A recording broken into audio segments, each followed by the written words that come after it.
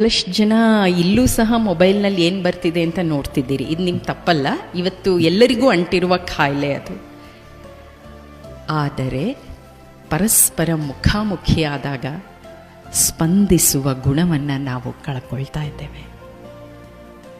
ಏನು, ಹೇಗೆ, ಎತ್ತ, ನಿಮ್ಮ ಹೆಸರೇನು, ಯಾವ ಊರಿಂದ ಬಂದಿದ್ದೀರಿ, ನೀವೇನು, ಇದು ತುಂಬ ಮನುಷ್ಯ ಸಹಜ ಸ್ಪಂದನ. ಒಂದು ಮುಖಾಮುಖಿ ಒಬ್ರಿಗೊಬ್ಬರು ಆಗಬೇಕಾದಂತಹ ಪರಿಚಯ, ಆ ಮುಖೇನ ಒಂದು ಗೆಳೆತನವೋ, ಒಂದು ಬಾಂಧವ್ಯವೋ, ಒಂದು ಮೆಸೇಜ್ ಎಲ್ಲರಿಗೂ ತಲುಪಿಸ್ತೀವಿ, ಎದುರಿಗಿರೋರ್ನೇ ಮಾತಾಡಿಸ್ತಿರಲ್ಲ.